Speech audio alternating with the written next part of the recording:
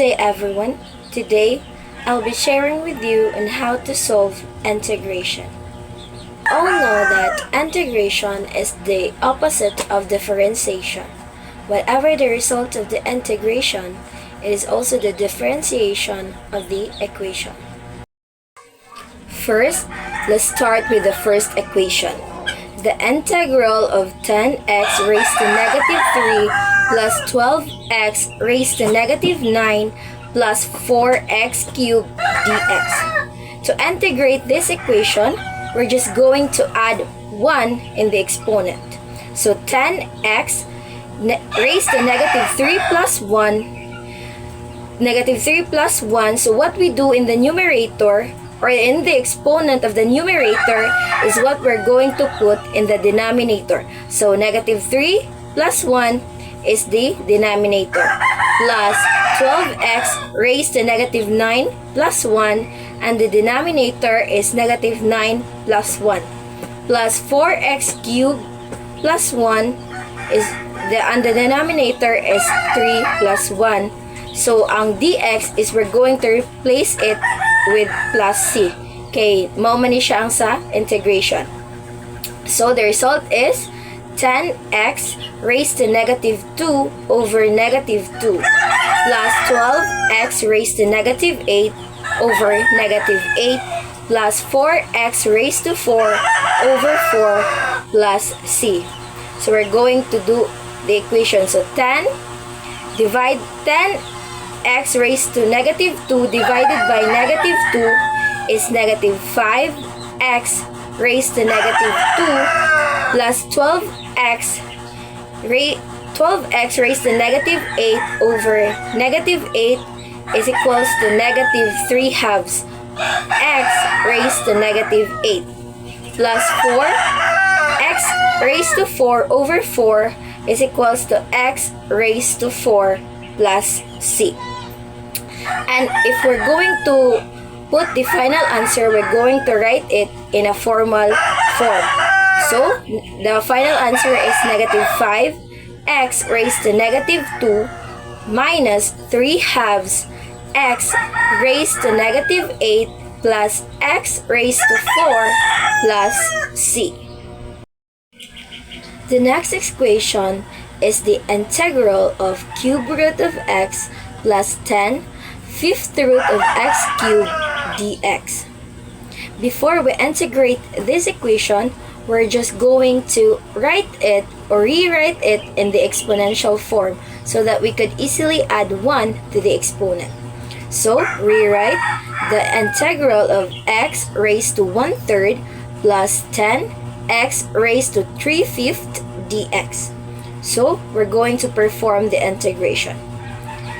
So, x raised to 1/3 plus 3/3 over 1/3 plus 3/3 plus 10x raised to 3/5 plus 5/5 over 3/5 plus 5/5, and we're going to replace the dx to c, so plus c is equals to x raised to 4/3 over 4/3 plus 10x raised to 8/5 over 8/5. And since our denominator is in a fraction form, we're just going to multiply the denominator of our fraction. So 3 times x is equals to 3x raised to 4/3 over 4 plus 5 times, we're going to multiply the 5 to 10, so 50x raised to 8/5 over 8. And we're going to write it in a formal form. So 3/4 x raised to 4/3 plus 50 over 8 x raised to 8/5 plus c. Since we can still reduce the 50 over 8 divided by 2, so our final answer would be 3/4 x raised to 4/3 plus 25 over 4 x raised to 8/5 plus c. The third equation is the integral of 7 over 3x raised to 6 plus 1 over x raised to 10 minus 2 over the cube root of x raised to 4 dx.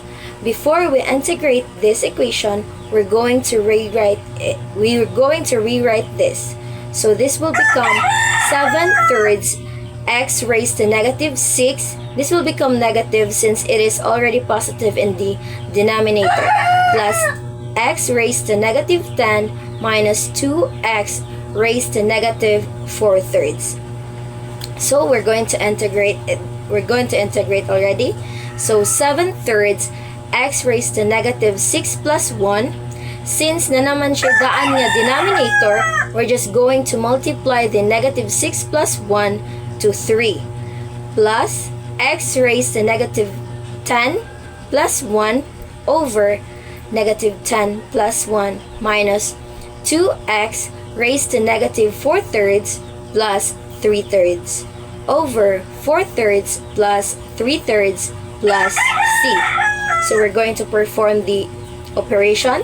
7 over 3 times 5 x raised to negative 5 plus x raised to negative 9 over negative 9 minus 2x raised to negative 1/3 over negative 1/3 plus c. So the final answer would be negative 7 over 15 x raised to negative 5 minus 1 over 9 x raised to negative 9 minus 6 over 7 x raised to negative 1/3 plus c. The fourth equation is the integral of x raised to 8 minus 6x raised to 5 plus 4x cubed minus 2 all over x raised to 4 dx. Before we integrate this, we're going to distribute the x raised to 4 in each term. So this is going to become the integral of x raised to 8 over x raised to 4 minus 6x raised to 5 over x raised to 4 plus 4x cubed over x raised to 4 minus 2 over x raised to 4 dx. And since it is already in division form, we're going to apply the law of exponent. We're going to subtract the exponent of the numerator to the denominator. So 8 minus 4, this will become x raised to 4 minus 6x plus 4 over x minus 2x raised to negative 4 dx. Since it's already in a exponential form, we're going to integrate this. So x raised to 4 plus 1 is equals to 5 over 5 minus 6x raised to 1 plus 1, it will become to 2 over 2 plus 4. Atong bungkagon ang 4 over x, so this will become 4 times 1 over x minus 2x raised to negative 4 plus 1. This will become negative 3 over negative 3 plus c. So the final answer would be, and don't also forget to write the final answer in a formal form. So this will become 1/5 x raised to 5 minus 3x squared plus 4, and the 1 over x will become the ln of x. Since the integral of 1 over x is ln of x plus 2/3 x raised to negative 3 plus c. The fifth equation is the integral of 2 cosine of x minus secant of x tangent of x dx. And since we all know that the integral of cosine is sine and the integral of secant and tangent is secant x, so the integral of this will be 2 sine of x minus secant of x plus c. The sixth equation is the integral of x cubed minus e raised to negative x minus 4 over e raised to negative x dx. Before we integrate this, we're going to rewrite this equation. So it will become And we're going to distribute the e raised to negative x in each term. So this will become the integral of x cubed minus e raised to negative x over e raised to negative x minus 4 over e raised to negative x dx. So this will become the integral of x cubed, since e raised to negative x over e raised to negative x, this will become negative 1, and the integral of negative 1 is the negative x minus 4 e raised to x. We're going to put the denominator to the numerator, so this will become e raised to x dx. And we're going to integrate it. So x raised to 3 plus 1 is equals to x raised to 4 over 4 minus x minus 4e raised to x, since the integral of e raised to x is itself. So we're going to put it into e raised to x lang gihapon plus c. So the final answer is 1/4 x raised to 4 minus x minus 4e raised to x plus c. The seventh equation is the integral of 6 over x cubed minus 2 over x dx. Since the variable with exponent are in the denominator, we're going to put this on the numerator. So we're going to rewrite this into 6x raised to negative 3 minus 2 over x dx. So we're going to integrate it. 6x raised to negative 3 plus 1, it will become negative 2 over negative 2 minus 2 times 1 over x, since ato man siyang bungkagon, plus c.